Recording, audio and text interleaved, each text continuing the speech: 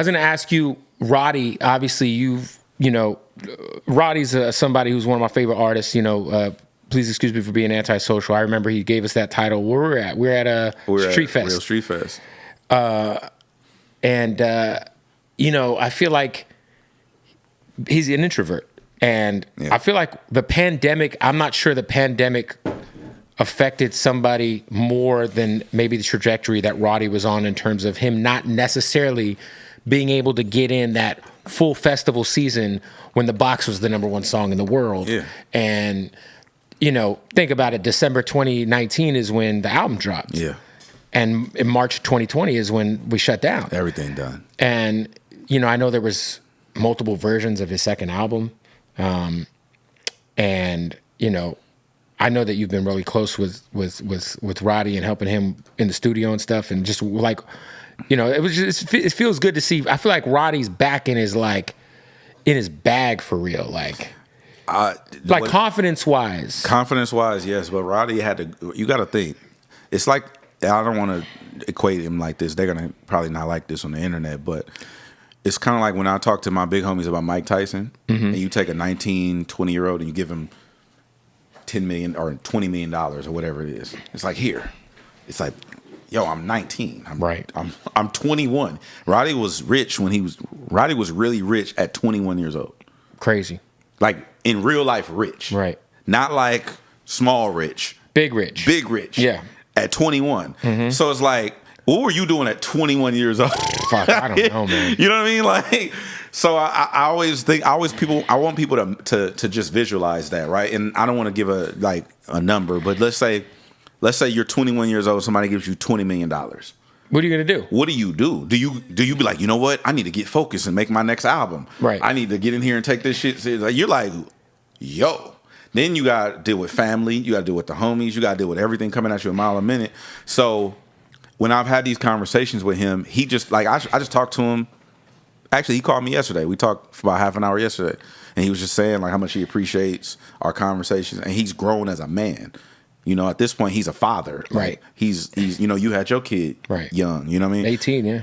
So he's a dad now, and he's learning how to be a man, and he's dealing with the homies, and he's dealing with politics on a different level where he got all of these white people handling his business affairs. He got businesses in Miami. He got businesses over here. He has businesses that are making a lot of money every year that are outside of music.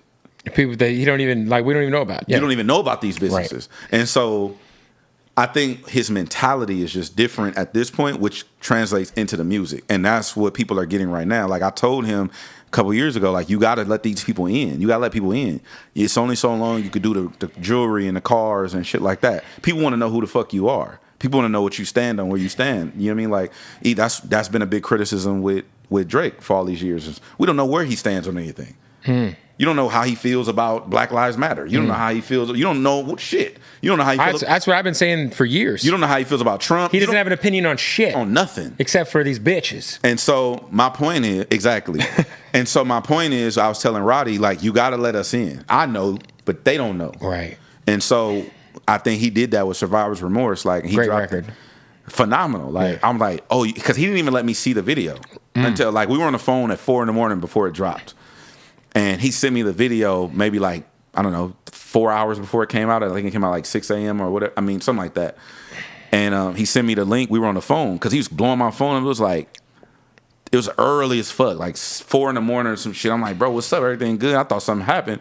He yeah, man, I'm just, we were just having a private conversation, but he sent me the video. I'm like, I called him right back. This is what the fuck I've been talking about. When you listen to the song, it's cool. It's a good song. When you watch the video, you're like, oh, shit. Yeah. You know what I mean? It's a different impact. And to me, that was important for him specifically. We know where Kendrick is from. Right. We know where he's standing. We know you could pretty much extrapolate what he's on. Well, I think, too, Feed the Streets, early Roddie was very, This is where he's from. This where, yeah, you got but it. You don't know how he feels. Right. You don't know what he right. thinks. Right. You know where he's from, and the imagery is there. You can see his homies, the projects, but you don't know what's on his mind. Right. And I always try to explain to artists, you have to figure out a way to translate that to people who love your music, even or to garner new fans. Because even when we do interviews, we don't talk about just the album. I want to talk to you about fatherhood. Right. I want to talk to you about, like, when we had Offset and or whoever come in, let's talk to you about being a dad. Right. Because if I don't like your fucking album, I might connect to you as being a dad. Right. It might not be about the music. It might not be about the music. And a lot of people nowadays, like, they become fans of artists before they hear their music. Like, I have so many people, yo, I love Mexican OT, man. I saw him on your podcast, or I saw him on Joe Rogan, or I saw him on Homegrown. And then they go to the music. And so I think with Roddy, that's where he's at now. Is he's man enough, and he's being transparent enough to allow the public into his life. Mm-hmm. And that's why you see, like, him having his kid, or you see, and he's like one of the best song makers of the last, I don't even know. Like, I know people didn't like his second album, but there's a lot to love on that album. And you know what I just realized, I don't remember who I was talking to, but like Roddy makes jamming ballads. That's fair. And I was like, damn. Late at night. I never thought about it like that, but he makes jamming ass ballads, and he makes ballads that are palatable in this climate. And I was like, damn, I never thought about it. That's real.